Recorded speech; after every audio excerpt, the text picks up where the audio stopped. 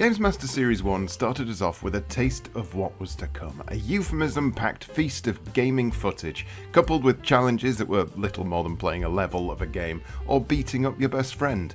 But Series 2, coming merely 5 months after the first series ended, was about to step things up a notch. Episode 1 kicks off in familiar territory, but something isn't quite right. Welcoming you once more onto the breach, dear friends, for the best in video game entertainment. So for tonight's first challenge, let's renew our acquaintance with the great man himself, the GamesMaster. Greetings. How nice to join me once again. This obvious made-up interference is actually a savvy way to introduce old GamesMaster getting a bit of a facelift.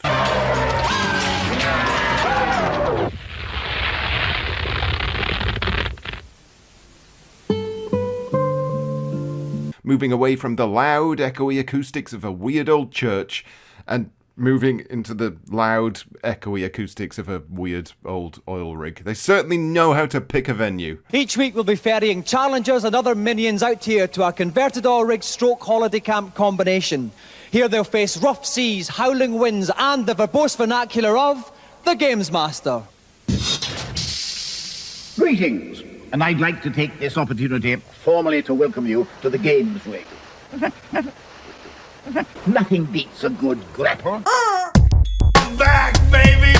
The first challenge of the series is a game that needs no introduction, and I'd be surprised if we don't see at least 12 other versions of it throughout the show's runtime. It's Street Fighter 2, and we've got 2 contestants to duke it out. Right, now I'll turn to you first of all, Henry. I know you two have had a couple of practices together. Who's been coming out on top? Well, it's all like evenly matched, really. You can't really tell. Sounds like loser talk to me. What character are you playing tonight? I'll be choosing E. Honda. Eddie Honda, Yeah. and why's that? Because of his 100 hand slaps, sweeps, and close range to bear hugs, so I can drain his energy down. Okay then, right. Peter, who are you playing to counter Eddie Honda? I'm going to be Ken today. Of course you are. And helping me out in the commentary box is a street fighting expert, Nintendo Hotline's own Keith Poulin. Welcome, Keith. Thanks a lot, Dominik. Good to be here. Thank you very much. Now, Keith, we've got Eddie Honda against Ken. What are some of the special moves for people who perhaps don't know the game at home? Okay, E. Honda has a 100-hand slap, Right. which is a series of very fast punches coming in a very short amount of time. I can see why you made it to the heady heights of the Nintendo hotline with this kind of insightful information. Here's me thinking the 100-hand slap was a really powerful kick. What an idiot I am. So we have Henry Coleman Jr. as Eddie Honda, the fat sumo-looking bloke on the left. Peter Deitch as Ken. Straight away, a that was hurricane the kick hurricane there. kick you were talking about. At the top of the screen, we can comes see back there with a kick, 2 E. Honda. energy bars. Another hurricane kick. When they reach the bottom, it's all Oh, over. that's a 100-hand slap there. He's in the corner. Oh, and he's he comes took out Ken with a right special down move to minimum energy. One more Ken's kick. down. Ken's down. Ken's lost the first bout. Another hurricane kick. Jesus, Ken, what are you playing at? Okay, we see sumo fat bloke on the Okay, left. dragon punch Took straight a away. dragon punch from Ken straight off. Another hurricane kick. Another one. A bit of energy. He's blocked it. And another one. Block that one. Up open there, so you can see Eddie Another Honda's energy dragon bar on the punch. top left, running right out. He's running right out. Oh, 100-hand slap, but it... Oh, lovely, he's pulled right back into this game He's done. now. Can he finish Eddie him up Honda, here? oh He my might be God, able to he's finish on him the up. dead level, he's got him, he's Has he done shaking it? him, he's grabbing him, he's twisting done it. him. Unbelievable. And Eddie Honda has done it. You know what? Fair play. The very first challenge of the series, and it was actually a good back and forth between 2 players who sort of knew what they were doing. Although if anyone from EVO is watching this, I know you're currently chewing your fist right now, and I apologise. Let's go to you first. Peter, a really good comeback there from you. You were out of it in the first bout. Talk me through it. Well, when the second bout, I kept on coming in with flying knees, cyclone punches, and flying knees, and punches, and cyclone knees, and I thought I'd finish him off there. Okay, then let's go to our champion, Henry Coleman Jr. Now, Henry, what on earth were you doing at the end of it? It looked very rude. Okay. Henry gets a golden joystick from Frogman, I guess, but most importantly, it's time to review some games, or more specifically... Tonight, we take your grey cells for a gentle jog as we look at brain games. I assume they're talking about puzzle games here, but anyone who grew up in the 90s will know that every outlet under the sun made up their own random genre names, so screw it, brain games it is. First up, it's Krusty's Funhouse. I wanted to see more levels, and I was intrigued and inspired to try and solve the levels. I say I don't want to be a bore, but I'm intrigued. Although it's got very cartoon-style graphics, which you would think would aim at children, because of the size of the levels and the puzzles, it appealed to a very wide audience. I mean, it's fine enough. It's not 87% fine enough, but compared to the rest of the Simpsons games, you'd be fooled into thinking it was. Our next brain game is Troddlers on the Amiga. Not one I've played, but it always looked like a decent mix of Lemmings and Solomon's Key. Two games I love, so this should be great. The Lemmings rip off with a bad control system. Are you not intrigued by it? The puzzles look a bit nicked from Krusty's. And the Troddlers just are nowhere near as cute as Lemmings. I'm sorry, they just don't work. Troddlers is a very dated game. The graphics are very 80s and the gameplay is excruciatingly dull. Oh, apparently not then. If you're keeping up at this point, that's now the second worst game ever reviewed on GamesMaster. Yet again, I call bullshit, but here's a preview of Sonic 2 to tug yourself off to. Yes, he's back, and this time he's got a friend. The Green Hill Zone has suffered a mutant revamp, with the cheeky chappy bouncing off all kinds of angled springs and twisty walkways.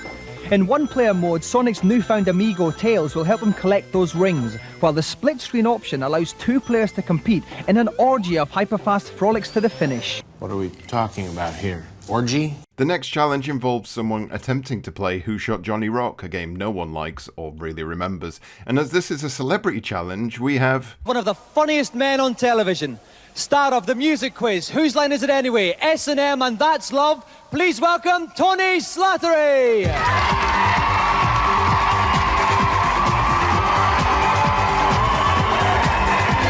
Tony, calm yourself. Now, Tony, do you actually play video games? No, I absolutely hate them. Okay, well, all the more gentlemanly of you to come on. Now, this isn't so much a video game, Tony. This is more a way of life, this game. So we'd like you to play it in the style of a Prohibition Private Eye. Can you handle that? Of course I can, yes, that goes without saying. Are you going to a wedding, by the way? Perhaps afterwards. Who knows, Tony? Maybe you and I, we never know. Right. If you play your cards right. Okay, well, if you want... I can see where Michael McIntyre got his inspiration now. Stay still!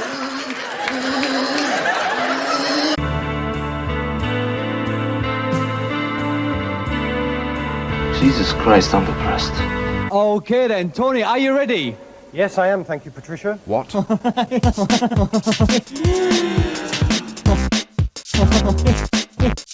Okay then, can you take your pistol out of your holster and begin the game? You fast piece, all right, I will.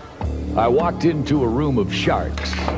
Say, bud, this is a private club. I told them I was looking for months. Yeah, well, I ain't looking for you. I'll store you in my cheeks till winter. Take care of him, boys.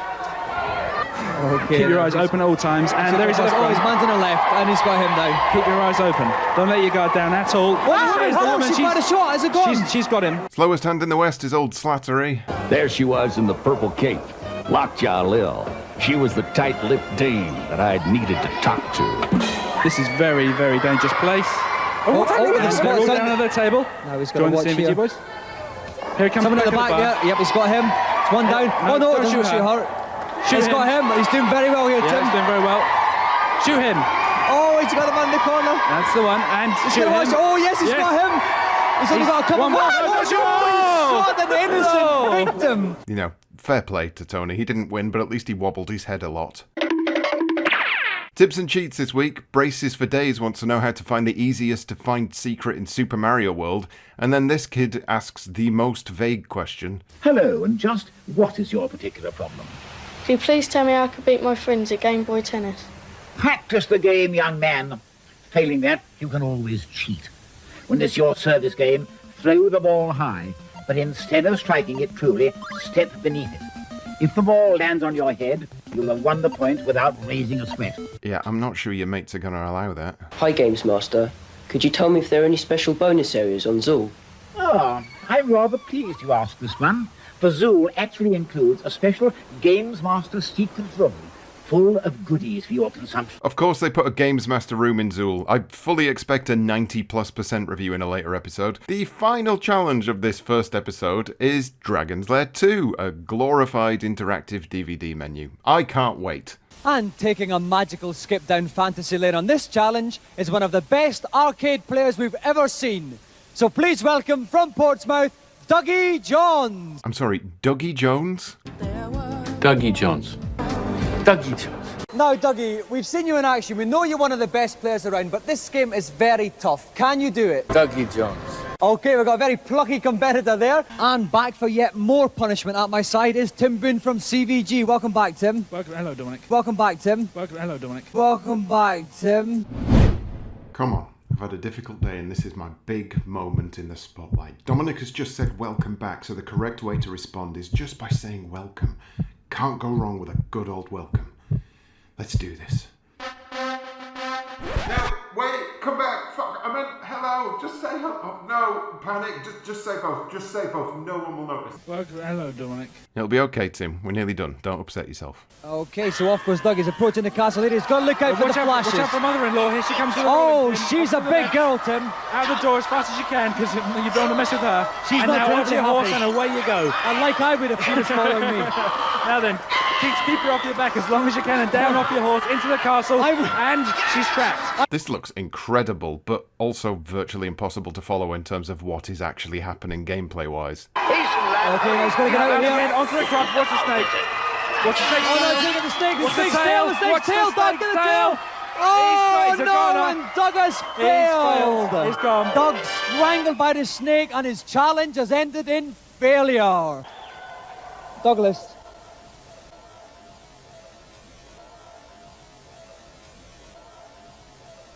Let's have a round of applause for our gallant challenger, Doug Jones. Thank you, Doug. Well, that's another joystick missed, but fear not, for it is time for Episode 2, and we're straight into our first challenge. Chuck Rock, a game that I've probably seen on TV more than I've seen being played in real life. Now, George, we've got this challenge set at 1 minute 45. That's the quickest we think it is humanly possible. What time have you been getting in practice? Well, I've done it the quickest time in 1:50. 1:50, so how confident are you? Well, 1:45 is pushing it, but maybe with a bit of luck. Good maths. I'm putting my bets down that he's losing this one. Thanks, Dominik. Great to be here again. Okay, any tips for George on this challenge? I made a terrible mistake. He can do flying kicks. It's a lot quicker than belly butting them. Okay, he's got 41 seconds left to defeat this boss. Can he do it, Neil? Yeah, he can do it, as long as he doesn't muck around, doesn't take any hits. He's got the method sorted out. There's no quicker way of doing it. It's just now a matter of beasting it out. Okay, he's got 30 seconds left to try to go, Martin. It's going to be very, very close. It is going to be close. How many hits does Doug left? Yeah, the boss needs 8 in total. I think that was his 3rd or 4th. He's going to have he's only got 20 seconds left. He could do okay. He can move quite fast for such a fat bloke, you know. He's going to have to really hurry here. He's only got 13 seconds left. This is going to be very, very tight and fierce here for George Zenophonos. Okay, I think it's 7, just one more hit. 6, this might be the last 5, hit. 4, No, 3, one more after this. 2, one more. And 1. he's dead. Oh no, he could have made it. George's challenge is over. Well, that was an exceptionally harsh time limit, all things considered. I can't really blame him for failing when the boss requires so much fannying around. Now, George, that was desperately close. Neil and I reckoned you just needed one more hit on them at the end and you would have won it. It was nerves. Yep. Well, it happens to the best of us. Don't blame yourself, George. You were stitched up. They done you. Speaking of being done, here's some more reviews to gawk at. With platform games up to the block, we've got the Blandus Balls Dragon's Lair on the SNES. It's just a normal sideways and up and down scrolling, sort of fighty kind of platform game. You have your snakes, your bats, your obligatory castle, your damsel in distress. David McCandless still looks bored with life, but Jazz Rignall manages to one-up him by also having a hairstyle that gives him the vague appearance of Frankenstein rebooted for the 80s. Not much challenge. It all gets rather dull very, very quickly. 57%, still too high in my book, but at least we're getting some scores below the 60% line in this series. New Zealand Story for the Master Systems next. It's immensely playable, very addictive, very cute. And generally really worth playing. Really, I think that this is one of the best games I've seen on the Master System, actually, for quite a long time. Yep, I'd agree with that. Good show. Finally, we have Hook on the SNES. Yawn. It's very unoriginal, and it's also very easy. Within a few days, you've cracked it. If you thought the film was crap, then this might just about make up for it. It's really attractive to look at, and the movements are very fluid and smooth, and the sprites are big and detailed, and it's really commendable. One good review out of 3 nets you 76%. Classic GamesMaster Bants. It's feature time. And now for this week's feature. Those of you who have tried to strut your stuff to the music from a Game Boy will know that something is most definitely missing. However, help is at hand as more and more musicians are using the sound from video games as the basis for chart-busting tracks. Sample Master T shows us how with Super Mario Land on the Game Boy. We want to make it into something much more interesting, so I think we're going to speed that up. Let me turn this off. See if we can play on the keyboard over here. Yeah, now you're talking. This is the most 90s thing I have ever seen in my life. Yeah, that's the one. We're going to go with that. Now what do I need? I need a break. That's it. I need to call a DJ friend over here and he can cut it in for me. Yeah, rude boy. Yeah, peace. Okay, you can give me a break? Yeah, take that out. I'm literally overdosing on 90s vibes. Right, record's on. He's just skewing it up. Yeah, got it. Okay, let's go. Sounds good. Don't fuck it up. Now, for the final touch, all we need is the vocals. And here's something I prepared earlier. Hi. Right. Yeah, I'm okay. Ready? GamesMaster, let's play a game. Great. All the ingredients are in place. We've come from this to an almighty this.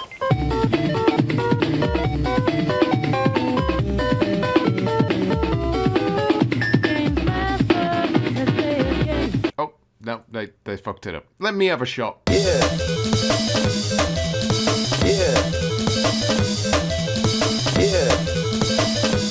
I need a break. Here's something I prepared earlier.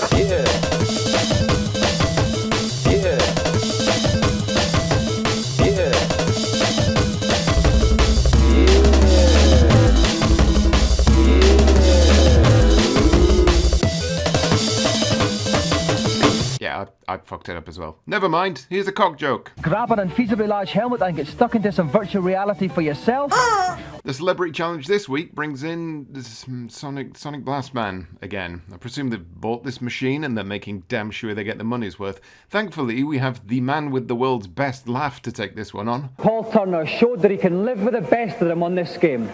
Well, this time we've got him against one of the true greats. So please welcome our champion Paul Turner against tonight's challenger, Frank Bruno! Ladies, I must tell you, do not underestimate this man because he took Gary Mason to the cleaners. How do you feel about it? I'm going to take him to the cleaners and wash him as well. Okay, Frank, calm down. Okay, and joining me ringside is Tim Boone from CVG Magazine. Welcome, Tim. Okay, Tim, we've got it this time. All you need to do is just say hello. Just say hello and I'll release that dopamine. Just fucking say hello. Hi, Dominic. We're about to witness the slug out of the century between arcade champion Paul Turner and the great Frank Bruno. The game is Sonic Blast Man. Basically, they've got to knock out a meteorite with 3 punches. Whoever gets the most tonnage aggregate at the end of the 3 punches is tonight's winner. So, Paul, you are going to punch first. Are you ready? Then throw that first punch. Okay, so here comes Paul, a lovely big wind up there. Oh, 132 tons for the first punch. He's still got it. Oh, another thumping one there. Here we go, big one. Oh, a lovely big one for Paul to finish with. And Paul this could be. Oh, shit. Frank might have his work cut out for him here. He's clearly making up for his fluffs in the last series. Okay, so Frank, take your first punch. Here comes Frank. Frank's winding up here. Oh, that's a monster one there. Slightly curved round it though, Tim. I think that's what Frank calls his banana. Oh, look dear. Shit, a brick. Frank, you're killing it, Frank. This is your final punch, Frank. Okay, off you go. Oh, another whopper. I think he's got this one in the bag. Well, he's 142 tons. Oh, dearie me. Well, after the fairy taps of Series 1, this was an excellent watch. Frank gets the joystick, and that's good, because otherwise this guy would have got 2 golden joysticks simply for punching 6 times, which is very undeserving. Tips and cheats it is then. Just take your time, lad. Hello, GamesMaster. Welcome to my consultation area, up here on the helipad. How can I help you? On the game Fax Xanadu, I can get the ruby ring, but I can't get any further. Please, can you help? Ah yes, Zelda 2 Electric Fax Xanadu. Boring, but we do at least get the solution for the spitting contest in Monkey Island 2. Most importantly though, the strangest reaction to someone saying hello I've ever seen. Hi. The fuck did you say to me? What on earth was that look for, you mad xylophone robot? Anyway, that's enough of that. Time for the final challenge. It's Zool. Of course it's Zool. We knew we were getting a Zool the second they told us they put a GamesMaster room in it. Here we have a custom level, and you just need to race to the end. But it's 2 challenges this time, and those challenges are... For this challenge, it's time for one of our umbilical forays into the mother-son arena. So please welcome Mavis and Matthew John Minor. A mother and son team. Please, Dominik, no sex jokes. Please, for the love of God. Should more mothers play video games? They should. I've had a good go on the Zool. It's been very good. Have you, I know you've been practicing. Who's been getting the fastest time? Matthew majority of the time, me about once. So we could see a little bit of an upset here tonight. Yeah. Now, Matthew, it looks like your mother might have tried to hamper you a little bit there. Has she dropped a heavy joystick on you, or what's the score with the rest? Well, I've done it in school. Doing PE, was running back. All right, well, we wish you both the best of luck. Okay, no sex jokes, just a concern of domestic violence. That's fine. Game Zone's very own Jeremy Kev Daldry. Jeremy, what is a Zool and what does he do? What is a Zool and what does he do? What is a Zool and what does he do? What is a Zool and what does he do? What is a Zool and what does he do? What is a Zool and what does he do? What is a Zool and what does he do? What is a Zool and what does he do? Well, actually, a Zool is a mutant ninja from beyond the nth dimension. Dimension. Mavis, are you ready? Then off you go. Just a side note, but I reckon this may be the last woman on Earth named Mavis. That's avoiding all the baddies. Right, a little bit of a slope here. It's going to take a wee bit to get our bushes up there. 42 seconds gone. This is very, very fast indeed. Through is up. This is the special jump ninja magic. Oh, what a head straight up. Athletic leap there. And we should point out this is certainly not as easy as it looks. Very tricky control system. Oh, Mavis, she's done it. That was one fast mother, but can her broken-armed child beat her? Matthew's doing incredibly well, streaking through this. He's only on 34 seconds. I think short of a disaster, Matthew's going to take this time, Jeremy. I think so. I mean, I can't see anything going wrong here. Just getting up this last little section. He's very near 42 seconds, 43, he's done it! Mavis, for a few fleeting moments there, mothers everywhere were united in a common aim. What held you up? The walls. I kept getting stuck on them. You were getting stuck on those walls. What everybody wants to know now, though, Mavis, does this signal your retirement from video games? No, I shall conquer that one when it comes out. All right, now, Matthew, I bet you breathed a sigh of relief. What would have happened if you got beaten by your mum? Well, I think my friends would have broke my other arm. Yikes. Yeah. That's another golden joystick handed out, and another mother goes home disappointed. It's fine, though, because that means we're more than ready for... Episode 3, and the first challenge harkens us back to Series 1 with another Mario challenge that involves collecting coins and completing a level. And donning the mantle of everybody's favourite plumber is Catherine Allen from Guernsey. Catherine, tell me something interesting about Guernsey. Oh, well, the people are friendly and there's lovely beaches and the computer games are cheaper. That was 3. Oh. That was terrifying. And joining me for a cosy chat tonight is Frank O'Connor from Super Action. Frank, have you ever been to Guernsey? No, but I've often dreamed about it in a special way, Dominik. Oh, okay. She's gone very, very fast at DTS. She's only been going for 15 seconds. She's through the halfway stage. She's powered up again to Super Mario. Now, what's this, Frank? She's gone down into a secret world. There's a feather which should make her fly. Okay, up she goes. She's just coming up to 30 seconds. Millions of coins. Just a reminder that she only needs 200 coins in this level, and there's approximately 1 billion coins in this pipe area, so I don't think she's going to have too many issues. It's going to be very, very tight indeed here. She has to reach the end of this level, and there's quite a few baddies in the way. But she's got a cape, Frank. She'll be able to knock them out of the way with that. And here she goes. She's only got 7 seconds left. She's nearly there. 5, there is. 4, 3. Oh, she's done it. She's out. A fairly reasonable challenge, I reckon. The time limit was tight enough not to be a blowover. It has to be one of the most staggering displays I've seen from anyone in the garb of the famous plumber. Did you have any problems at all? Okay. Mad as a box of frogs she might be, but at least she's good at that one level on Mario. Off she pops back to a tax haven in the sea, and it's time for a sweaty stack of games. This time we're covering role-playing games. Draken's up first. I spent a very long time trying to fight what I thought was a blob of jelly. I think it turned out to be a plague of rats in the end. That's enough about your home life. Tell us about the game. On first playing Draken, it didn't take me long to discover that the plot is so linear that I wouldn't be surprised if British Rail had a hand in the design. Oof, 46%. Probably fair. Who cares? Next, it's Darklands on the PC. Darklands is mean, moody and magnificent. The presentation of the game is superb. The graphics are lavish, and it works very well. The sheer size of the play area and the complexity of the gameplay, that I wouldn't be surprised if British Rail had a hand in the design. Can't say I recognise it, but that 84% seems fair considering there's a Steam release now and it's still garnering very positive reviews. That just leaves us with Legends of Valor. Legends of Valor is completely unrivaled in its level of detail and complexity. I wouldn't be surprised if British Rail had a hand in the design. I think it would also be a good game for people who haven't played many RPGs before, because it is so easy to get a blob of jelly. 87% for Todd Howard's inspiration, all well scored this episode, so I can't really complain. Time to look at hardware. First, strengthen your Shoryukens with the Capcom Street Fighter 2 joystick. This is pretty good. It's more like an arcade joystick in it. It's got these nice, neat little buttons on here, and you've got an added feature which are these turbo sections, which enable you to keep your finger down on the button instead of repeatedly pushing it for quick action and quick kicks and punches. Nice review, but I don't like the way you sat. You give me a backache just looking at you. 1 out of 10 for posture. Time for some worthless shite being reviewed by a pre-Hollyoaks Nick Pickard. It's not like any other joystick. It's got no handle, no fire buttons or jump buttons.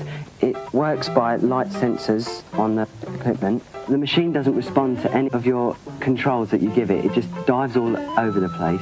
Yeah, even with his acting chops, not worth trying to polish a turd. James Lance is here to be wrong, though. Now, this really is the driving man's dream for any kind of driving game, because it's so realistic. You just obviously turn right to right, left to left, and to accelerate, you just push the whole wheel forward, and then to slow down, you pull it back. It's really sensitive, but that is also a problem because it does take quite a long time to get used to. But once you do master it, it's excellent. It's shite. Finally, 3 cheers for consumer exploitation. It's the characteristics. Gone are the days of playing around with your own small and rather insignificant joystick. Instead, you've got the chance to deftly caress Batman's bow job. Do the same with Aliens, Fiddly Bits. Got various different characters here. They've got Terminator 2 and Bart Simpson. But on the whole, an excellent range. I'm really pretty impressed with it, and I'd buy that any day. I'm Bart Simpson. Who the hell are you? Someone who buys shit joysticks, apparently. The next challenge pits our celebrity against another randomer, and this time they're playing Soccer Brawl, a game that improves football by letting you smash the shit out of people. Who better to take this one on than... Vinnie Jones! Now, Vinnie, do you get a chance to play a lot of computer games? Yeah, I've just got one Commodore. Okay then. Okay, I think we have Callum playing from left to right Japan and Vinnie playing from right to left Korea. So Callum's got it, he's moving up. Oh no, Vinnie's got it again now. These power meters at the top. Oh dear, I have to stop that there. Oh, it's a goal already! Christ, Vinnie's a secret Neo Geo owner. From close range there by Callum. Vinnie Jones is definitely dominating this match quite strongly. Yes, he's got it again there. It's a bloody bang. It's a diving header. He is taking no prisoners today. The second half sees us go without a goal, with Vinnie largely dominating again. Well, Vinnie, you certainly looked at home there. Well, I see all the dirty tactics and I thought it would slip into my game. Probably the best celebrity player we've had on so far. Time for tips and cheats then, how to get a key in Super Mario World. So collect the P-switch and return to the mystery block. Strike the block from beneath and a fountain of coins will magically appear. By pressing right, then up on your D-pad a few times, this stream of golden currency can be guided to create a series of steps toward the key. Then strike the P-switch and the coins will turn into blocks which you can ascend to reach your goal. They almost fucked that one up. Secondly, what's Dad been playing? Hello, GamesMaster. I have a problem with Rex Nebula and the gender vendors. You dirty old man. I can get out of the underwater cave, but then a large lady falls on me. That's enough about your home life. Tell us about... Lastly, we have another cheat for Rad Gravity. Were there this many kids playing Rad Gravity in 1992? No, it's all a conspiracy. And speaking of conspiracies... Now it's time for tonight's final challenge, but instead of going back to Chrome Dome for it, we've got something a little bit special lined up. I'd now like to welcome back one of our guests from the first series. He is undefeated for over 3 years at games playing, one of the greatest games players in the world, the Sega European champion, Danny Curley. The liar is back. So listen, Danny, we know that your job is actually as a games tester. Yeah. So how many hours a day do you play? 7. Yeah. Now, Danny, because you're so good, this isn't just any old challenge. What we're going to do, we're going to throw open to the audience Anybody in the audience can nominate any Sega game and you will take them on at it. How do you feel? I'll have a go at it anyway. Yeah, not so confident now. He's got competition. The conspiracy is about to die, Mr. Curly. Welcome to GamesMaster. Hi. Now, what's your name? John Morrison. And where have you come from today, John? We're in Hertfordshire. Okay, lovely. So what's your challenge for Curly then? I want to do a speed challenge on Sonic. So what, any particular level? Spring Yard Zone 2. Right, speed challenge on Spring Yard Zone 2. Do you think you can do that, Curly? Yeah, I'll have a crack at beating him. Okay then, Johnny, if you'd like to go first, plop yourself down in the hot seat there. And we'll get ready to play. Okay, this already looks like a bit of a setup. This dude confidently picked a very specific level of a game, and they just so happen to have the Mega Drive set up with that game already. It's conspiracies within a conspiracy. And joining me in the commentary box tonight is Dave Perry from Sega Pro. Dave, welcome back to GamesMaster. Great to be back, Tom. Not for long, Dave, not for long. And here goes everybody's favourite hedgehog, and he's slowed down a bit there. Good tactic, Dave? Not a good tactic, no. The best tactic is to go over to that left-hand side, hit that spring, and that gives you the speed you need to the start of the challenge. So actually, you won't be too happy with that. In the top left-hand corner there, he's just on 80 seconds, but he's had a hit. More importantly, it's going to slow him down, Dave, isn't it? Yeah, he should have been about 14 seconds there, so he's behind. Oh, lovely little bit of jumping there. And he avoided those little men that were chasing him. They're very tricky, because they're very, very fast. Okay, he's coming up 47, 48 seconds, he's quite near the end of the level, and 49 seconds, a very, very good time by John Morrison. Well, maybe it wasn't that much of a conspiracy. I thought I was about to watch an expert play. Let's see how well Danny does, and if he wins, I promise I'll forgive his naughty fibs. Okay, Danny, are you ready? Off you go. Danny's got 49 seconds to beat. I mean, it's no slouch of a time, Dave. You can't get too confident. It's a very, very good time, though. He can't afford very many mistakes. Well, that's a very good start. Very good start. He got the speed. He got the speed there that he needed. Okay, get through these creatures. He's got his time in the top left-hand corner. 10 seconds. He's doing very well. Superb. Avoided those balls. And he's at the top in 13 seconds. I think at this stage, John was about on 20 seconds. Superb time from Danny Curley. He's a real expert. He's carving up, but he's still going. He's very near the end there. But I think he's going to do it. It's a perfect example. 40 seconds for Danny Curley. Brilliant. Fair enough, and yes, Danny won, so whatever. Maybe he is good. So good, in fact. There's no golden joystick for you, Daniel, because you're far too good. And what we're going to do is we're basically keeping you on each week until someone can beat you. Are you happy with that? Do you think we'll actually find someone who can beat you? You'll have to look long and hard, but one day. Interesting. Very interesting. Place your bets now on how long it'll last, because we're already done with this episode. Meaning it's time for Episode 4, and... Now, a lot of people ask me, Dominic, you keep mentioning Auntie Marisha and her special culinary expertise, but we never actually see her. Does she exist? Well, the reason is Auntie Marisha, it's very difficult to get her out of the kitchen, but today she has, and if you'd like to cast your eyes up there, we can actually see her. She's servicing some of the members of our audience, so if you can all give her a little bit of a wave to Auntie Marisha there. I have literally no idea what this is all about. First challenge of the day is Fire and Ice on the Amiga, Earth's slipperiest platformer.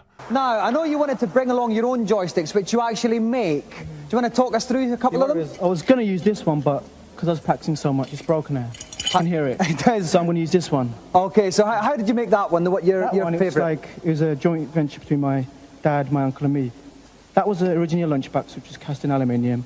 That's from my dad's work, and that's from a fruit machine. Aesthetics were clearly second on the agenda. Connect the joystick of your choice, and we'll get ready to play. Now, Steve, any tips you can give Cowinder here? Well, as with so many GamesMaster challenges, it's all about speed. He's got to keep going, avoid all the obstacles, and keep a constant supply of speed. Okay, off goes Cowinder in the guise of Cool Coyote. He's firing snowballs at these things, Steve. That's right. And then do they just fall to pieces? That's right. They get frozen, and then they're smashed into a shower of icy shards. He's been very cagey. He's waiting for a spout to come out of this whale. There you can see it there. Oh, no, he hasn't got it under. He's got to be careful he doesn't fall into this icy water here. His joystick certainly isn't serving him well here. Just use a quick shot like the rest of us plebs. Not the best of starts from Cowinder. He's gone back to wait for this little whale again. He's having all sorts of problems here, Cowinder.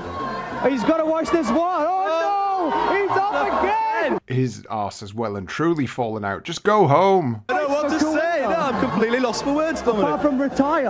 And he's oh no, he hasn't done it yet. Oh no. Oh, Cowinder, my heart bleeds for you. Go, yeah! Do you think anybody thinks I'm a failure because I go home to Starla at night?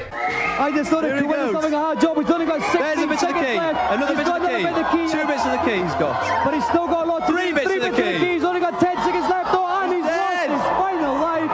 Cowinder's challenge is over. Possibly the worst performance on GamesMaster. I hope he wasn't planning on selling those joysticks. That was a terrible advertisement. Winder, you were desperately unlucky with that, but you didn't actually get as far as we'd hoped. No, it's a very hard level. It's one of the secret levels, and also you need 2 warps to get there.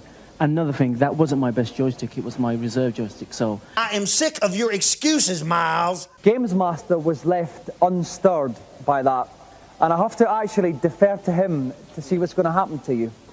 So, GamesMaster? I'm sorry, but that simply wasn't good enough. It's a banishment to the pit, I'm afraid. Oh dear, Winder. I'm liking this turn of events. Drown the ones who play terribly. It's a good start. Moving on to the reviews then, it's beat 'em ups. First is Street Gangs. It looks old. The graphics are pretty poor. The little men are sort of short, squat creatures that sort of maraud about. I'd rather sit in a vat of horse manure than play this game. Give it to your worst enemy as a birthday present. With games such as Star Wars and Mega Man 3 on the NES, this really is no competition against them. So, in my opinion, stay well clear. The worst game reviewed on the show up till now. Now, most of you will know this one as River City Ransom. Let me just pause a moment to give you some views from other publications on this game.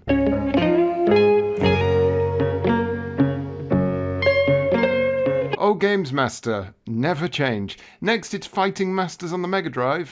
Fighting Masters is really a poor man's Street Fighter 2, to be honest. Basically, it's more just smash the buttons and direct the joystick. The graphics are good, the sound's good, but there's nothing really to make it really gel together. Hang on to your money that a little bit longer and buy Streets of Rage 2. Well, I can't disagree with that one. Lastly, it's the game with the world's best soundtrack, Turtles in Time. All-time classic game. These guys are tragically unhit.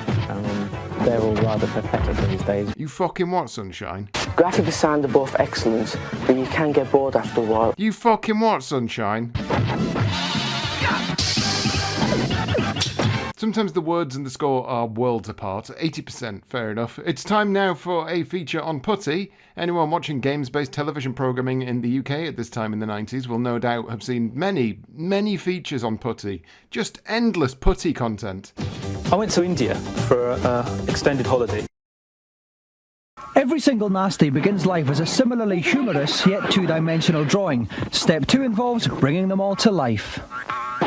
The initial graphics are drawn on the Amiga itself. We bring in a musician, obviously composes a wacky theme tune, and we actually generate sampled effects for all of the characters. I hate this fucking shit. Silly Putty took about 16 months of hard work for a team of 7 people.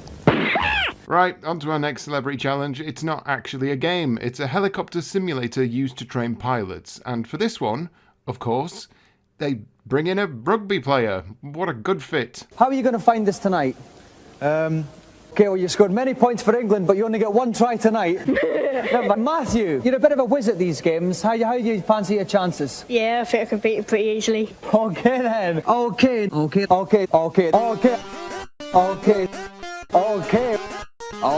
then.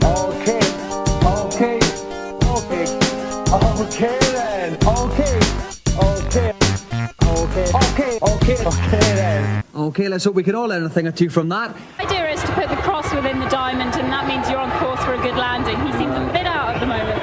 Okay, he's getting there. Oh, yes, he got it in there. He's nearly there. He's just got to guide it in there. He's got to guide it in. Oh, and he's landed. And Matthew's a score of 61%. This may be the least exciting challenge so far. Crossing the diamond. This is looking good. This is looking very smooth indeed. What a masterful display. Oh, and he's landed. Oh, no! I have no idea what that percentage related to, and I've just been bored to tears in the process. It is rather amusing to see they'd rather play this shite than a rugby game, though. I've heard there's a wall for level 1-3 on Psycho Fox. Where is it? Where is it, please, would perhaps be in order. Damn right, Ruddy Oikes. Lastly, a classic tip. On level 12 of Prince of Persia on the Game Boy, how do I get past the mirror image of myself? This doesn't reflect well on your game-playing ability. Approach your mirror image, and as soon as you draw your sword, resheath it and walk on.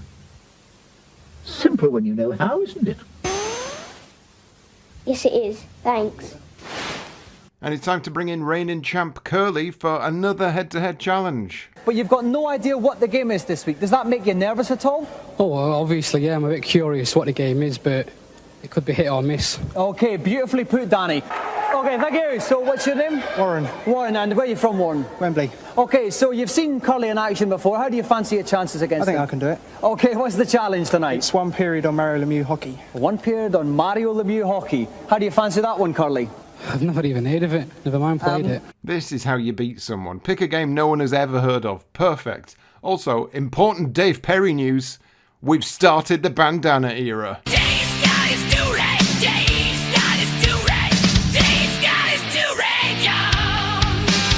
Okay, let's find out. Are our two competitors ready? Then off you go. I think Danny is playing from left to right in Danny's the red. in red. He's Is he Montreal?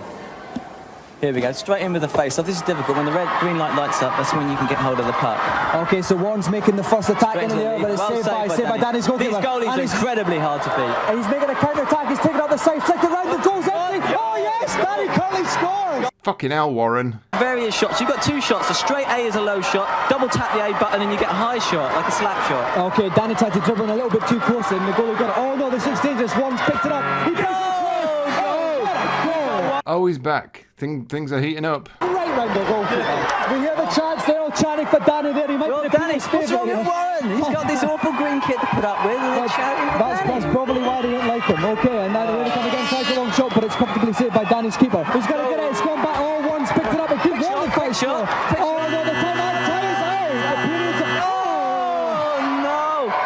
Just ran out of time. Danny actually slotted it into the net, but the time had just run out. Warren, commiserations there. The challenge was to beat Curly. You got an honourable draw, which is better than anyone else did. So talk us through, how do you think you failed to get that elusive victory? I managed to get one back, but just couldn't get it past their goalie, so... Still undefeated. Is there anyone out there who can beat you? Well... Okay, well, we'll find out if anyone can next week. Meanwhile, round of applause for our challenger, Warren Brazier, and the undefeated champion, Danny Curley!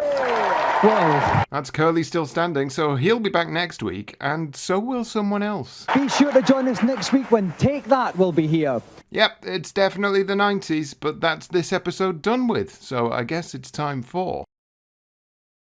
Episode 5, and without a cock joke last episode. Thank you very much. Thank you, lovely. Yes, here we are on the GamesMaster oil rig again. The salty spray licking against our legs with nothing but our protective hoods for comfort.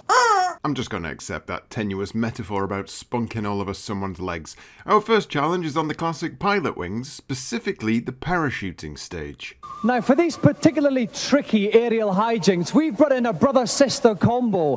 Please welcome Emily and Michael Gleave. Now, Emily, why is it that more boys play video games than girls? Because girls have got more sense than to waste their money on computer games. How fucking dare you? Now, Michael, what are your friends going to say if your sister beats you? I don't know, but they're going to cuss me. They're going to cuss you? Yeah. You're as confused as I am, Dominik. Take it gently, slow, gentle movements is the key, and watch out when you get closer to the ground. That's enough about your sex life, tell us about the game. Anyway, let's see how the children of the damned get on. Emily's up first. See Emily dropping you. Here's the first of these rings, Frank. Yeah, I mean, one technique is just to stay where you are and hopefully go through as many rings as possible, but if she uses slight tilts and bends, she can get through all the hoops. Okay, she's past one ring, she's through the second ring. What is happening? Nothing is happening. Okay, so here we go, Emily. She's only 30 feet off the ground. She's descending quite rapidly. I hope she isn't. I don't know what she's doing here.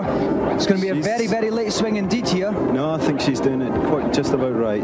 If she turns now, she should land straight on the target. Oh, this is a nice one. Is she got? Oh no, she might have landed in the water. Oh no, she's done it. Great landing, but perhaps could have landed in a higher point scoring ring there. Skin of her teeth. Let's see if Michael can do better, and I hope he does, because Emily has besmirched the good name of boys everywhere. Here he's falling down towards the first of these rings. He's staying nice and still. Yeah, it's the best policy to begin with. Just get a nice rate of descent and keep in the centre. And he's through the first ring. Here he comes down to the second. And he's through the second ring with relative ease. This is looking good. He's going to have to turn for the fourth ring, though, and that's the tricky part. Okay, he's managed that quite well, yeah. Diving a little bit here, Frank. Oh, he's correcting himself, though. Oh, just missed, past it. He's trying to get around. Oh, no, it's just with the fifth one. You have failed us all! Okay, here he comes. He's got to watch. He's running out of altitude here.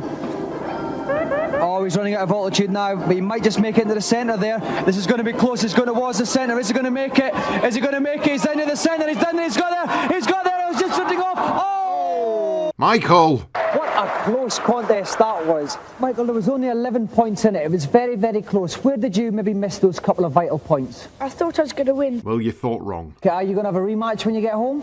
No, we don't have a Super Nintendo. Well, you may not have a Super Nintendo, but tonight, Emily Glebe is the winner of the GamesMaster Golden Joystick. Come on, Channel 4, give him a bloody Super Nintendo, you skinflints.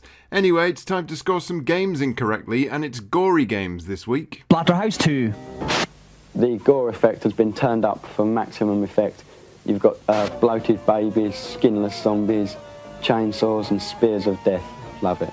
Not very much thinking, not very much variation in any of the levels, and generally I just don't see the point. Gameplay really lets the game down at the end of the day. It's just not involving enough. That's gonna have a few of you jumping at the bit. 57% for old Splatterhouse 2. Gee whiz. Legacy's up next. It's going to take you weeks, if not months, to finish. That sounds like a threat. The monsters that you come across as you walk through the house are really nasty, and it's really good fun. Severed heads galore, splattered arms, lovely.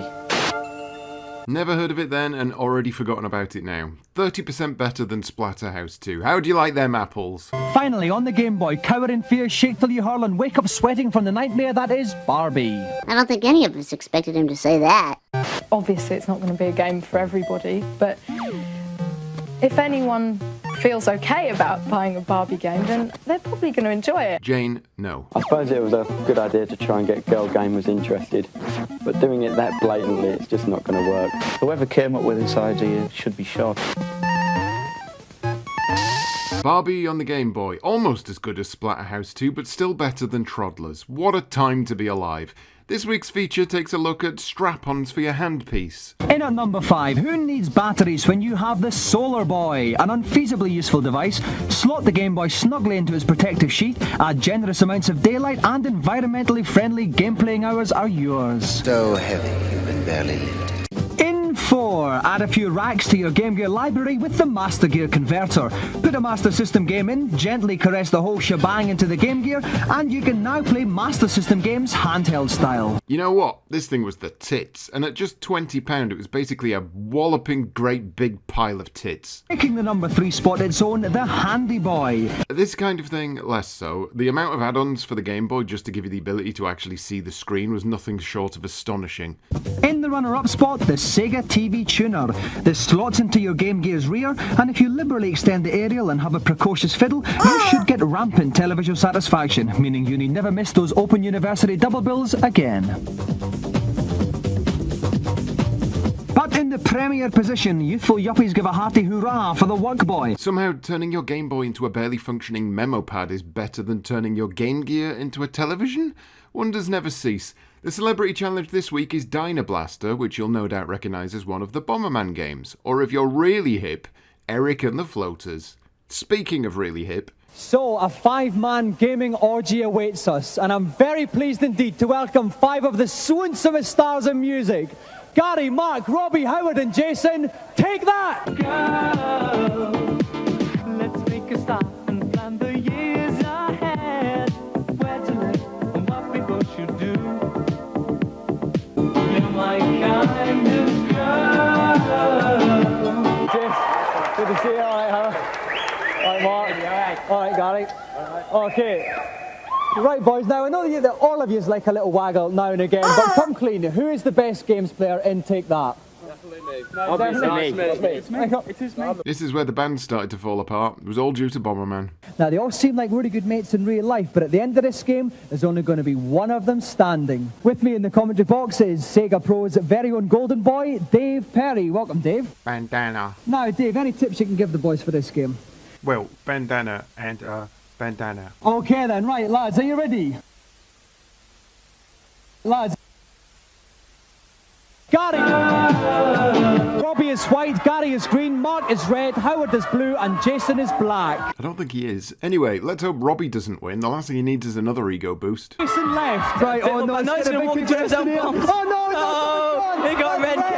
Mark is gone. Now it's a stalking game. Robbie and Jason. It's a stalking game now. It's all about thinking and trapping your opponent. This is getting very tense. The crowd's going.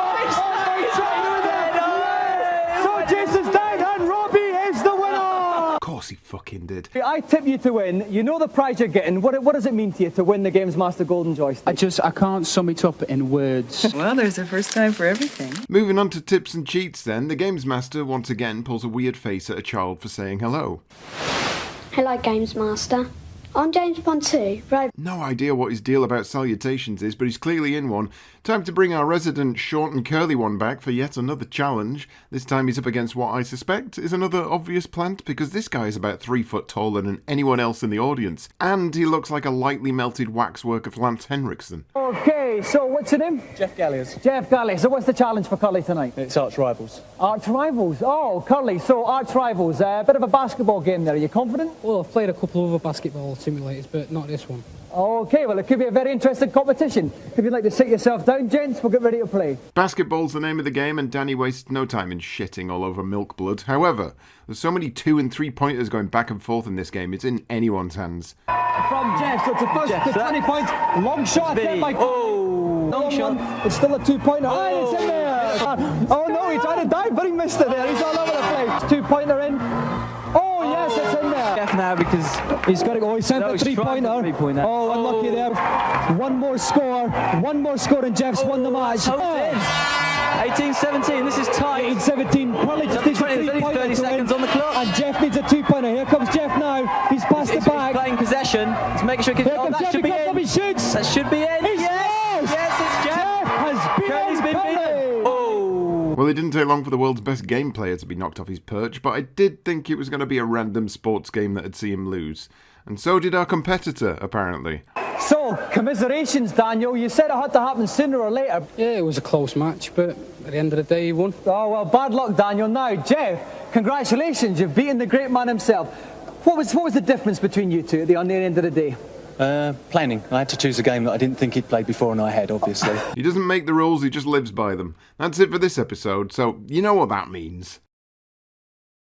Episode 6, and it's bonfire night, which means you need to expect a euphemism every 12 seconds, I guess. An orgiastic Catherine wheel of video game news, tips, reviews and challenges. So, keep your dogs and pussies safely locked up inside in case there are any big bangs. No cock jokes though, those were sex jokes, there's a vital difference. Our first challenge this week is, hilariously, some shite game on the SNES that uses a drain pipe as a weapon. Welcome, Adam, this is for you. Now, this is a totally different video game altogether. Yeah, this is a bazooka and you hold it on your shoulder. Look, I don't want to say our lad here is a bit of a dunce based purely on his voice alone, but I feel like he's a baguette short of a ploughman's at the very least. Okay, now you've had a couple of practices. For this one, you've got to get 17 moles in a minute. How well have you been doing? Well, I've played it once, so it'll be quite a tough challenge. Come on, I'm definitely right on this one. Your position here, and get ready to start. This is a bazooka and you hold it on your shoulder. Yep, nailed it. Now, what's the major lesson to learn from this game? Well, the major lesson with this game, Dominik, is to avoid the pink moles. And what do the pink moles do, Jeremy? They make the blue moles go a hell of a lot faster. Okay. This felt like some sort of weird inside joke. I can only presume it was either a joke about cocaine or about penises, or about doing cocaine off a penis. That's my best guess. And off he goes. In the bottom left-hand corner, you have a number of pink hearts. They've just gone down by one there because he's dispatched one blue mole. They will continue in this fashion until he reaches the bottom. The audience sounds riveted. He's nailing all of them. He's doing... Oh no, he's hit a pink one. And what does that mean? Well, they're all speeding up now. They certainly have. They're going like the Calabrese here. He's only got 18 seconds left, but he's only got 6 blue moles to get. But it's very tough now. But after a while, will they slow back down again? They slow down again after a while. There's a few precious seconds. Okay, he's got 5 more. He's only got 8 seconds left. 7, 6, 5, 4, 3, 2, 1. He's got 2 to get. No, he's out of time. I'm not entirely sure that was the kid's fault, but his excuse tracks. Adam, that was desperately close there. You only had 2 moles left. Where did it go wrong? I think it was when I shot the red mole by mistake. Yes, the mistake you made was doing literally the only thing you weren't supposed to do. I'm not blaming the kid for his answer here, more that Dominik asked a question where the answer could literally have been nothing else. You either shot things you were supposed to, or you shot things you weren't supposed to. Here's my rifle, this is my gun! This is a bazooka and you hold it on your shoulder. Anyway, you might have been a bit soft in the head, Adam, but I reckon you should have got that joystick because that game was shite. Reviews are up next. The first is SimCity on the SNES, the best version, don't at me. It's absolutely endless and the pleasure is phenomenal, and even if you get brilliant, which I nearly did, you've got this option of introducing huge disasters like tidal waves which wipe half your city out, and you've got to begin again. You want to sack the council and lynch the planners? You got it. You want a massive erection in the middle of the high street? You've got it. Well, I wasn't expecting that one. Good to see Robert Smith getting involved with the reviews, though. Definitely one for the collection. Second best game ever reviewed on the show, can't argue with that. KGB's up next, a largely clunky and forgotten point and clicker. The graphics are gorgeous, the idea is intelligent, and there's a massive erection in the middle of the high street. And it's the type of game that you'll keep coming back to again and again and again, again and again and again, again and again and again, again and again, again, again and again and again, again, again, again. Yeah, way too high. Although, after saying Fate of Atlantis wasn't quite up there with the best of LucasArts adventure games in the GamesMaster Series 1 review, and then having to read 10 messages a day from people complaining about a throwaway statement based on my own preference, perhaps KGB's score isn't too high. Perhaps it should be a little higher. Even higher than Fate of Atlantis, which, to be fair, was not one of LucasArts' best adventure games. No third review this week, so it's time for a competition, and it's a game design competition for the Amiga. To quell the surge, we'd like you to design your own game with Amos, the mega-selling software package which simplifies the whole game designing process so even the least cerebral amongst us could produce the kind of games funking about here. Not only will we feature the most pant-wettingly brilliant one on the show, but this may be your chance to become a programming legend. If your game is commercially viable, has the power to beat other games that the industry produces, Europress Software will market that game and you will receive royalties and an advance sum. So get writing games now. I always find stuff like this a bit weird because isn't this basically just what you did back in the day anyway? You made a game and you sent it to a publisher, and if they liked it, they'd buy it from you. GamesMaster has just sort of inserted themselves as a weird middleman. Anyway, time for an unexpected guest. This is the British Bulldog of the World Wrestling Federation. It's your chance to take part in the rustle and bustle of Super WrestleMania for Super Nintendo systems. You've got to do anything to win. Backdrops, body slam, suplex. You've got to have your opponent kissing the canvas because the first fall decides the victor. And heed the words of the British Bulldog. Nobody likes to lose. I've said my piece. Back to you, GamesMaster. There was only one man in the whole of the WWF who was hard enough to take on Bulldog's challenge. Very hard. Please welcome the ferocious might of Hacksaw Jim Duggan. Now, Jim, I take you on myself tonight, but I don't want to get my jacket creased. No, that's not the way we do it. Oh, Hacksaw Jim Duggan, I want to do it fair and square, so we'll ask for some volunteers out of the audience. How about it, folks? Any volunteers up there? Let's see some hands. Okay, we're going to tackle Jim Duggan. I think they're too scared, Jim. I think they're bottling. But I flew all the way over here this morning especially to play this game, and these folks don't want to play this game. As a matter of fact, I don't think I want to talk to you anymore out here, so let me make it fair and square. I'm terrified and confused, and whatever the opposite of aroused is, there's something wild about seeing a half-naked American man carrying a plank of wood who won't stop shouting, just being unleashed on a crowd of children. He's coming for your children! He's coming for your children! Jim's got wood and he's taking his top off! He's coming for your children!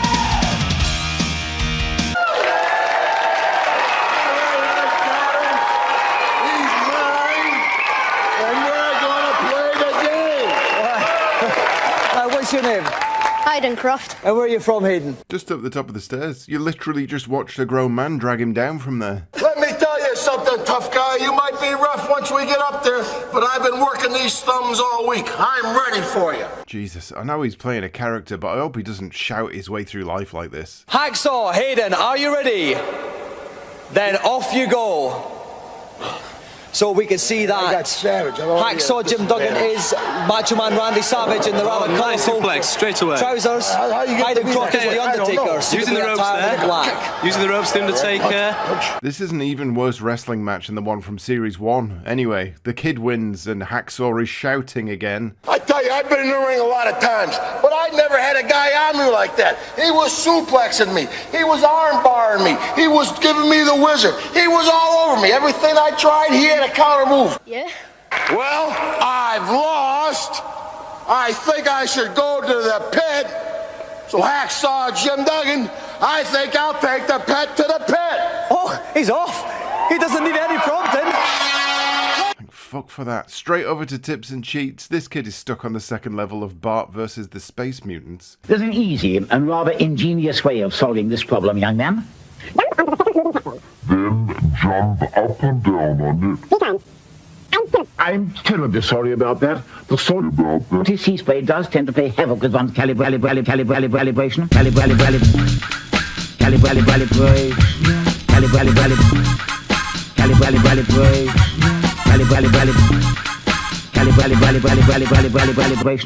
I think I've managed to sort it out now, so let us continue.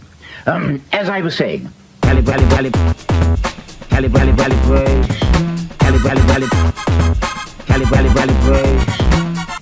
jump onto the second moving platform, then jump up and down on it 3 times. It will then automatically transport you over the object that's been giving you so much trouble.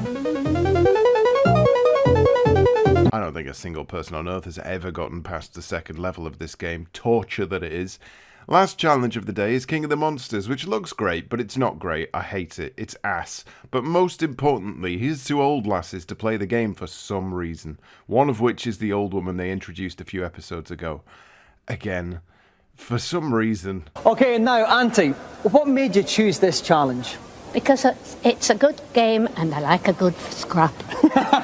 Okay, great. I think GamesMaster has lost the plot at this point, I've got to be honest. Okay, so Auntie Marisha is the reptilian Super Geon in the green, and Letty has opted for Cyber Woo there. Auntie Marisha, you see, Super Geon picked up a bomb, which she doesn't want to do because... Oh my God, I've got to interrupt you. Oh dear, Auntie Marisha there. Yeah. Oh, it's another back spike there. That is not too good. Auntie Marisha. Oh, and Auntie Marisha takes the first round. Letty's gone. Should be actually, should be surpassing herself in the water. Yeah, oh no, what's his name? Oh, Auntie Marisha took a bit of a bite out of Letty there. A pretty underhand tactics here, isn't it, Dave? I tell you. Love bite and a half. I wouldn't have wanted that one. They're not giving it. That two-face isn't going to get rid of that one. Oh no, yes, nice. Oh, he's got a crasher. He's close into the air. Oh, Big Daddy slam and straight. Good God, this game never ends. My main issue is that you spend 90% of your time either locked in an animation, lying on the floor, stun-locked from punches, or being grappled. It's a fighting game where you only control it for 40% of your playtime. It's cack. She's gone! She's gone! Letty's the winner! You said that you'd like to get your teeth into it again, but you were hacking great chunks out of Letty there. I enjoyed it. Did you? Well, you did very well, considering that you don't play the games that much, Auntie Marisha, but you did a good account of yourself, didn't you? I did, yes. Now, Letty, I pity your grandchildren. If that's how hard you are at the games, that was some game, wasn't it? It was. I really enjoyed it. It was very, very, very, very good. That's good. And a worthy competitor for you? I thought she was brilliant. Okay, well, we'd love to be able to split the joystick down the middle, but unfortunately we can't. Auntie Marisha, you can come and have a look at my joysticks in the back. Seriously, this episode has just been on another level of bizarre. But you never know. Things could get even more wild and wacky in Episode 7. Welcome to the GamesMaster oil rig, where chapped lips and a ruddy complexion are just some of the hardships we endure for a spot of games playing. So while I slip on a bit of anti-chafe... That was definitely a cock joke. Don't try to convince me otherwise. Today's first challenge is on Myth. Complete a level again. And classically hacking his way through this challenge is an Essex man, Tim Cant. Well, there's no need for that language. I'm sure Tim is a lovely lad. Okay, now Tim, what have you brought down with you here? My joystick. All right, why have you chosen this particular one for the challenge? Well, it's a hard game and a stiff challenge, so to thrash it I need a well-used stick. Okay. Look at what you've created, Dominik. And how do you feel about ancient Greece, Tim? Oh, well, I get enough in the school canteen. I'm not sure about this, you know. This lad's on fire. Now, there's a certain way of attacking the Hydra to stop it shooting at you. Not like that. Is he actually? I think he was missing the header. I'm not sure if he was getting it. He's only got 30 seconds left. He's got to speed up this a little bit, Tom. Well, three heads to go. And he's only got 20, seconds. 24, 23 seconds now. One head's down. He's got for the top one now. He's got to hurry because he's getting hit there. He could be running out of life. He could be losing his life. But he's always skillfully dodged that one. Oh no, he's falling into oblivion. Tim couldn't hack it, and his challenge is over. Hail Hydra. Well, that wasn't exactly a wild display of expertise, but it did look like the stiffest platform game they could have thrust at him, so I'll give him his dues on that. Now, Tim, you had a really good start, but then things started to go a bit wrong. What I didn't have enough time to get rid of all his heads. I mean, if he's just one-headed normal monster, it would have been okay. Well, unfortunately, we can't give you the golden joystick. Oh, well, I've got this one to keep me going. All right, then, well, we hope it does. Not so full of jokes now, off he pops because it's review time, and this week we're looking at sports games, starting with Speedball 2 again, this time on the Master System, so presumably it's going to score lower than the 85% it got on the Mega Drive. I was pleased to see that the gym section had been included from the Mega Drive. It's better than any other game of its type on the Master System. Wait, what? I wasn't listening. I was laughing at a pair of butts. 91% better than the Mega Drive version. Wonders never cease. Next up, it's George Foreman's fake Punch-Out on the NES. It's so mediocre, he put his name on it. It's basically just a case of slugging it out against a computer opponent who's super fast and incredibly resilient. And as a result, it's very boring to play. The moves are very limited, and the graphics are very jerky and badly animated. Realism is totally lost, and you can't really get any feel for boxing. I've had more fun watching paint dry. A score I can't disagree with there. 54% puts it firmly in the yeah, I'll just play Punch-Out category, which, let's be honest, we all want to do. Lastly, finally on the Mega Drive, stroke your way from bunker to hole in world-class leaderboard. Good courses, excellent graphics, and the animation on the golfer is superb. Shows you which clubs to use when, and how far you should be putting your balls. As golfing simulations go, this is second only to PGA Tour golf. 84% for the double cock joke golf game. Probably correct. I don't know, it's golf. This week's feature is all about GamesMaster Live. Every entertainment imaginable will be on offer, including Quasar, your chance to shoot people in a harmless prank kind of way. Virtual reality, if you've wanted to get stuck into more moist experiences, try your hand like this probing fellow here, desperately trying to master his thrusting technique. There will be arcade games aplenty for you to play, as well as the chance to try out the most bottom-smackingly beautiful games around. And the creme of everybody's creme, yours truly will be hosting live challenges, just like you've seen on the rig. The dates are 4th, 5th and 6th of December, the place the Birmingham NEC. Not gonna lie, that looks sick as fuck. Take me back, please. The next challenge is the god-awful American Gladiators, so of course, as this is the 90s, we need to have some British gladiators on, including every teenager's wet dream, Shadow. I know you work as a team on the programme, but are you going to be a little bit competitive tonight? Oh, yes, it's a game. It's the game. Okay, now Shadow, I'm thinking of getting a physique like yours for Christmas. How many hours a day do I have to train? At least 4 hours a day for the next 10 years. Okay, calm down, cameraman. His eyes are up here. With me in the commentary box is GamesMaster's very own Stephen Carsey. Welcome, Steve. Good evening, Dominic. Now, any tips for Jet and Shadow tonight? Well, it's all about stamina. It's all about stamina. Someone once, very special to me, said, keep those fingers moving. Well, I guess I'm tasting vomit for the rest of the day. Time to watch these steroid-filled behemoths fail spectacularly at a basic computer game. Okay, so we have Jet in the blue at the top of the screen, Shadow in the red at the bottom. A nice even start by both of them. In fact, I think that Jet's slightly ahead. Yes, Jet's made the rim of the Great start. Great start. Shadow's catching up there very quickly. Oh no, they both stopped here. These bicycle pulleys are a problem, Steve. They are a problem indeed. It's a lot of stamina involved here. Jet has no idea what's going on. You've got to climb out of that pit now, Dominic. Meanwhile, Jet is nearing the end of the bicycle pulleys here. No, Shadow seems to be stuck. stuck. Come on, Jet, you can do it. Jet. Come on. He's only got about 6 more inches left, but that could seem like a mile or two to some people. Shadow's got to climb this net here onto the scaffolding. Come on, Jet, she's nearly off it. Come on, Jet. Come on, Jet. Come on. I can't believe it's finally done. And Jet's been knocked off. Jet's got to climb up this thing. She doesn't want it. She's had enough. And Jet's had enough. Oh no, Jet's made a little bit of a spurt up there, but it might be too late. Meanwhile, Shadow could run out of time. He's just crossed that. He's just made it in time. And Shadow is tonight's winner. Well, that was embarrassing. Okay, now, Jet, you made a brilliant start. You were first up the slope then what went wrong? Well, what can I say? just watch next week's Gladiators and make sure I don't go wrong in the real thing. I think you should be fine so long as you don't forget to move. Quite tricky, the controls for that, isn't it? It's finger power and it just wasn't there. Okay, well it was there for you, Shadow.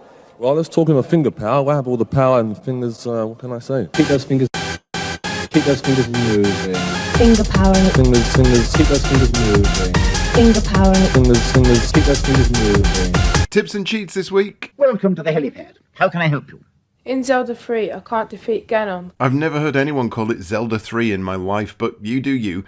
Other cheats include how to get to a secret level in Castle of Illusion, and a boy with the highest wedge cut you could legally own asks how to get a secret level in Fire and Ice. Simply jump onto the block and then into the air to reach the secret level. Thanks, GamesMaster. The fact his voice broke during this tiny sentence and they didn't let him do a second take just shows the wonderful care and attention GamesMaster put into hating children. Time for our final challenge, and it's another boring tennis match. Super Tennis on the SNES. And... not sure why they felt the need to do that bizarre zoom in for the first time after 7 episodes, but who am I to question? Here's some more children saying cock jokes. I'm going to try and take him out on my strongest serve. On your strongest serve, you think that'll do the trick? Yeah, hopefully. Okay, Tristan, you've had slightly more experience on the game than Jason. Does that make you the favourite? I think so, yeah. I'm going to whip his ball straight into shape from that baseline. Okay then. Right, well, Jason, I'm not too happy about the old shell suit bottoms there, to tell you the truth, so I'm going to let Tristan call the toss. Contempt for the czars of fashion. Anyway, tennis is boring and you all know it. However, this is actually an exciting bout between two competent players.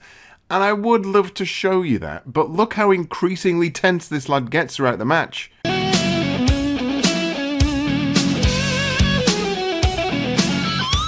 He's gonna rock his sweat gland, drop a back, take his back, and he's completely on his stride. Stride to hit nobody. The game, set, and match. Game, set, and match. But not before he blows a hole in his ash. That's nice. Game, set, and match. Game, set, and match. But not before he blows a hole in his ash. That's nice. He sent his brain on a swirl just to get the perfect serve. His temper's getting short and he runs the tennis court. Game, set, and match.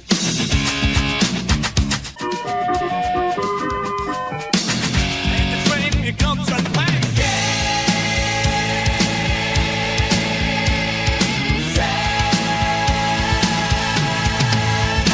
Just loosen up a little bit, I think. He's a wee bit tense around the shoulders. He keeps going straight to the cross.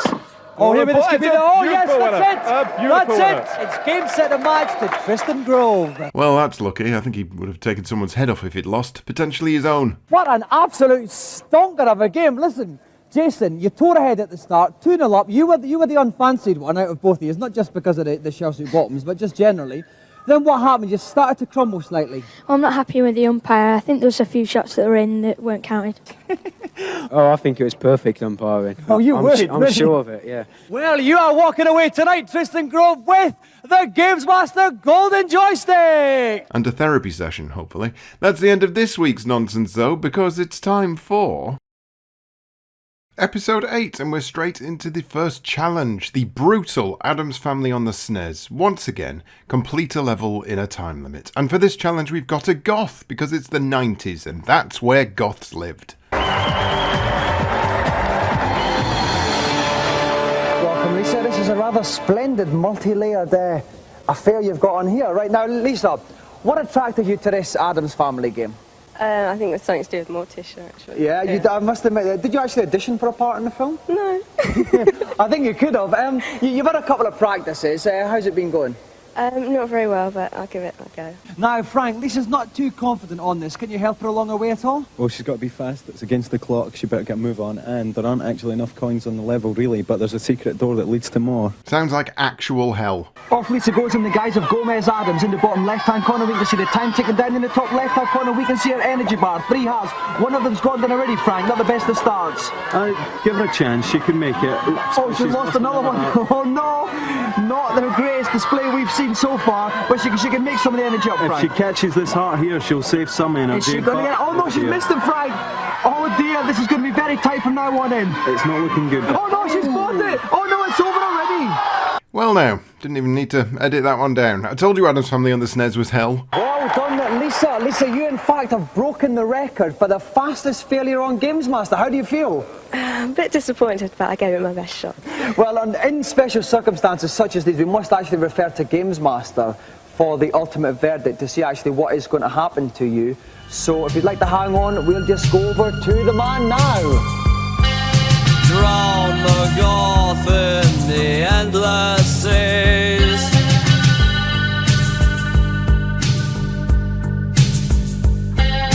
Drown the Goth because the god of games is displeased.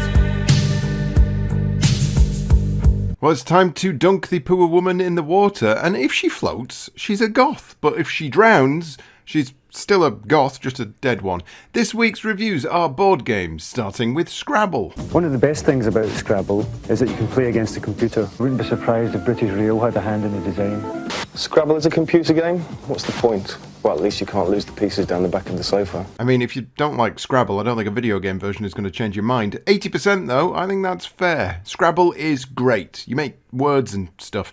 Ragnarok's next. It's based on the ancient board game The King's Table, which apparently is about 3 million years old, so it's obviously been seriously play-tested. How old is it? About 80 million years or so. The concept is very similar to chess. The main differences are the board is a lot bigger and one side has a lot more pieces than the other. It may disappoint hardened D&D fans who just buy it for the picture of the Viking on the box, but if I could just add on a personal note that Ragnarok, I love you very much. I have no idea what Ragnarok is, and they explained absolutely nothing. 84% better than making words. Trivial Pursuit is next, and personally I'd rather shit in my hand and clap. It's got digitised pictures, digitised speech, digitised sound, digitised smell. It's just got everything. It's complete sensory overload. This may be a slightly more interesting way for kids to gain more general knowledge than flicking through an encyclopedia, but personally I got bored after 5 minutes. It's not very well implemented, and quite frankly I had more fun playing the board game. Yeah, 68% will do. It's just boring questions for hours on end. Who wants to deal with that, eh? Also, what fucking noise is this bird making? Hi there, big boy.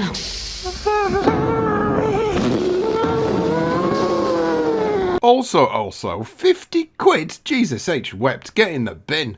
Time to look at 16-bit consoles for this week's feature, and which is better, the SNES or the Mega Drive? In the black corner, weighing in at £17, the Sega Mega Drive, starring Sonic, Road Rash and Tasmania. In the grey and grey corner is the new kid on the block, the Super NES, aided and abetted by Super Mario, Super Tennis and Street Fighter 2. 3 top journals give their views.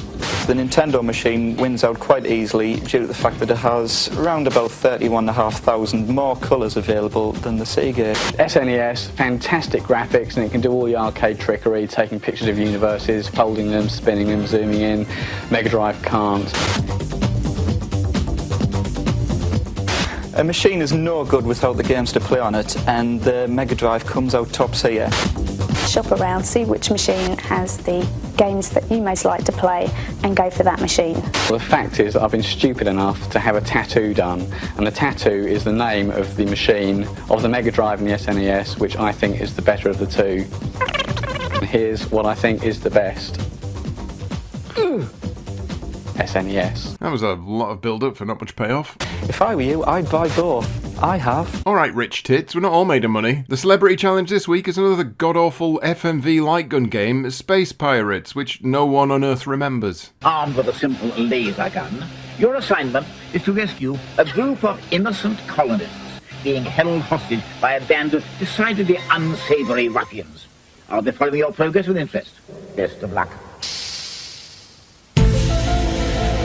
Stop doing that. And joining us for this intergalactic gentleman's excuse me is one of the biggest stars from Neighbours. So please give a warm Antipodean welcome to the James Dean of Ramsey Street, Christian Schmidt.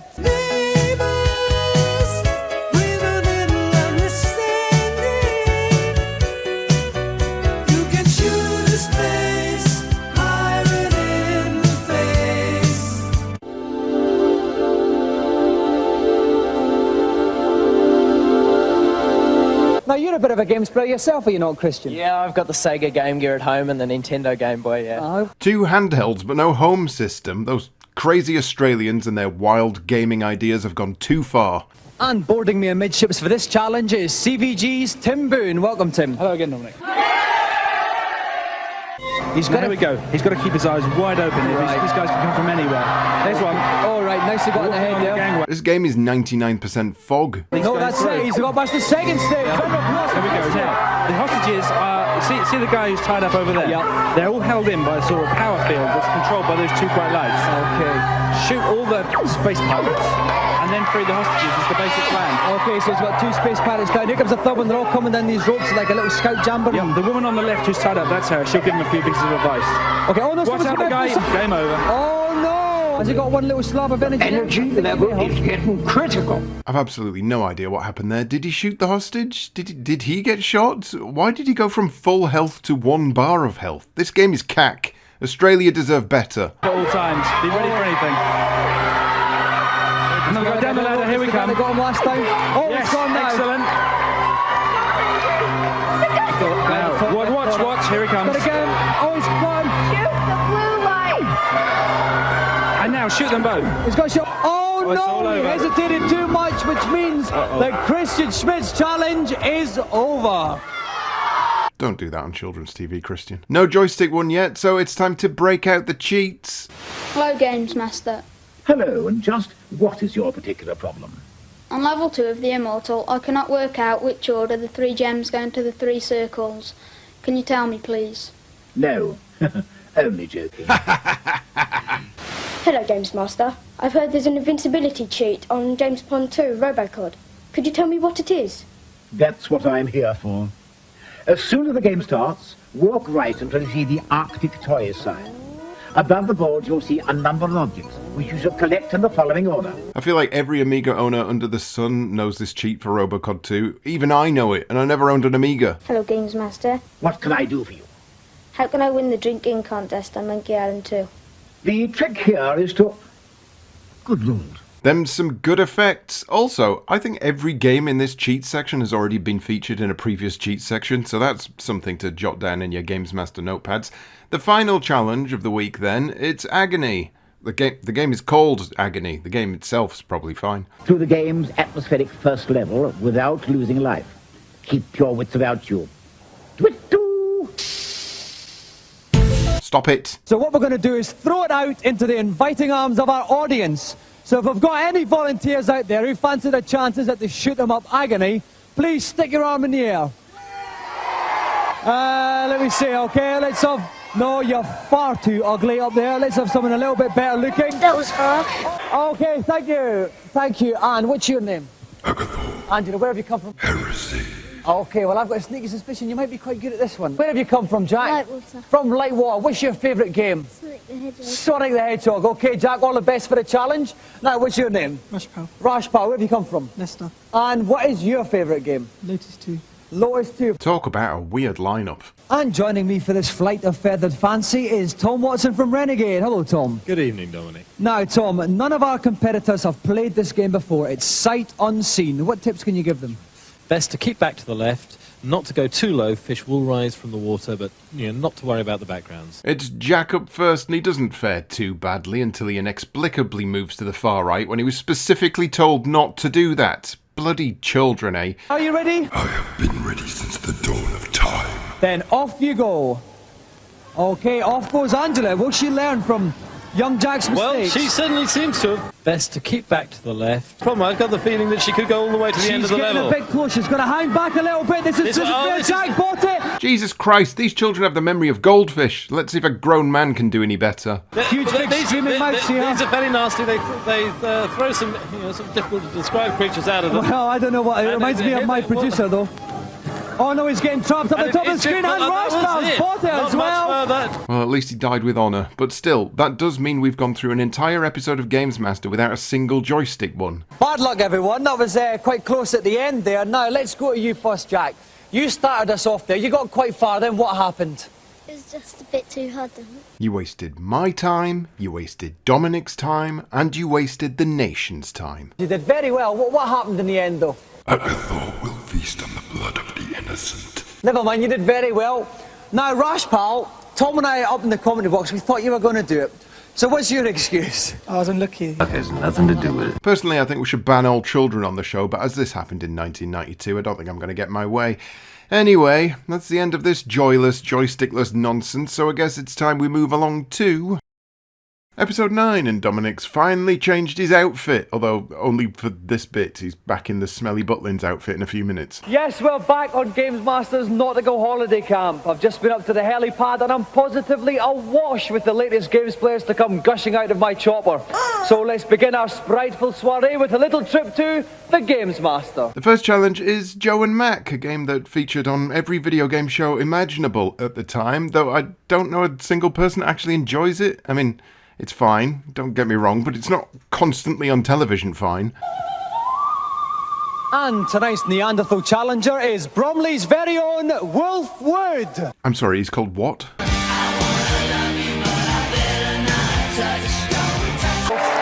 Now, Wolf, you're actually here for a special reason tonight, aren't you? That's right. I've come to rescue my girlfriend, Lisa, who failed last week and is in the pit. Oh my god, it's a goth hero. Come to rescue the goth princess. Things just got interesting.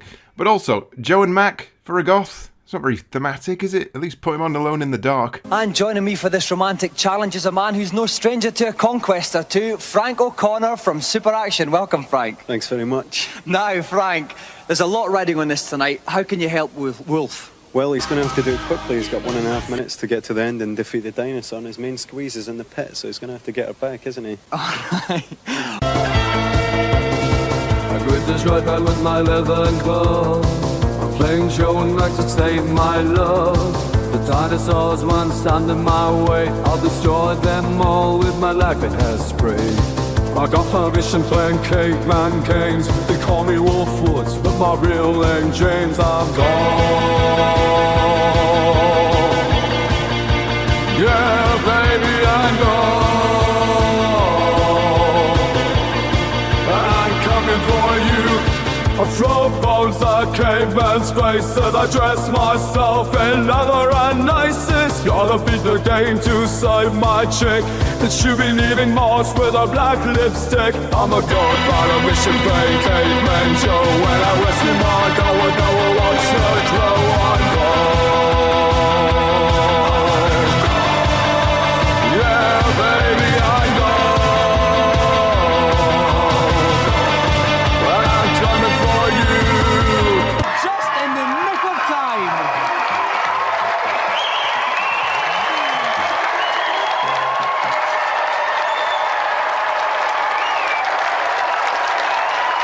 Well done, Wolf. Excellent display there. It did get very tight at the end. Was there ever any time when you thought you were going to have to go shopping for a new girlfriend? Over the water was difficult. But you did it at the end, and as a result, not only have you won the golden joystick, you have won a prize worth more than 1 million golden joysticks. You have rescued the fair Lisa.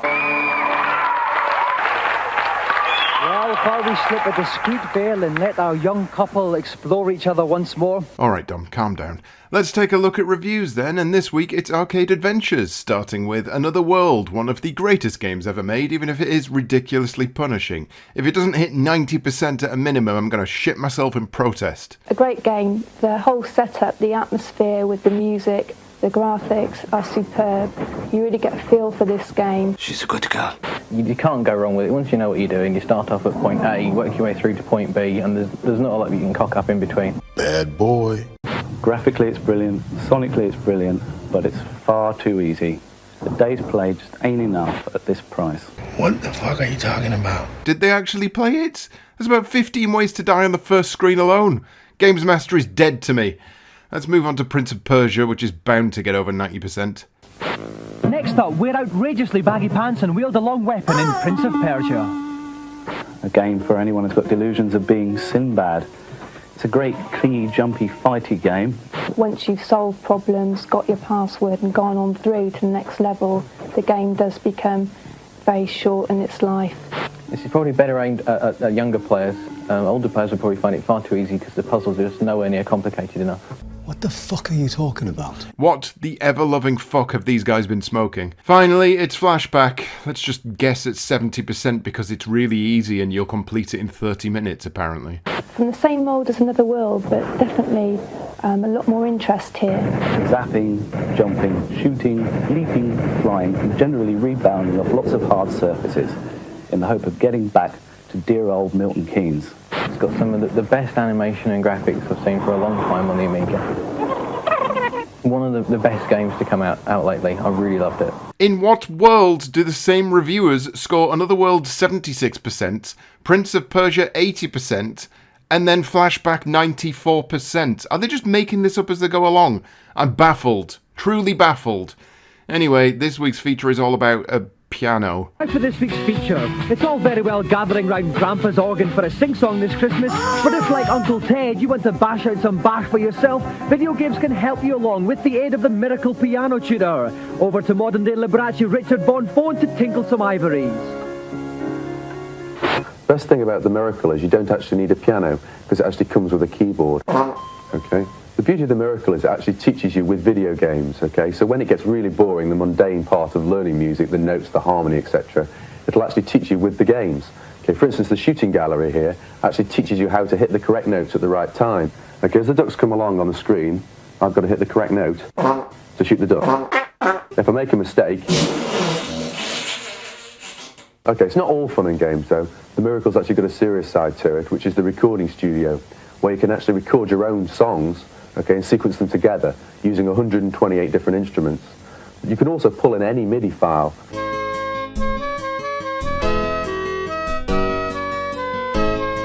What all this tinkering about means is, with only a few hours game playing a week, you can belt out rock music like this after only a year.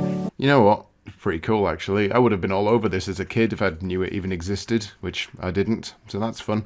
More news this week before we move on. And finally, how could we possibly let the week go by without mentioning Sonic 2, released earlier this week? Not only were we the first people to show you the game 2 months ago, we've actually tracked the person down we think completed it in the fastest time. Here's Paul Reed from Leicester. Brought the game at 5 o'clock on Tuesday afternoon, took it home, put it in, completed it on my first attempt in 2 hours 4 minutes, collecting all 7 Chaos Emeralds. Then wrapped it up for my mate's Christmas present, and then got ready and went down the pub. You're telling me someone was able to not only complete it, but do all those stupid Chaos Emerald 3D sections on their first attempt in just over 2 hours? I smell bullshit. This is just Danny Curley putting on an accent. Celebrity challenge time. It's Archer McLean's pool. Come on, lads, pick something new for Christ's sake. At least we've got the parrot for this one. Adam, you are one of the best players of this in the country. You've got 1.5 minutes. What kind of a break can we see from you? Well, in practice, it's been in the mid-20s, but under such tense conditions, I don't know if I can do as well. Okay, well, conditions are certainly tense. You're playing against one of the masters of the Green Bays. John, how does this compare to the real thing?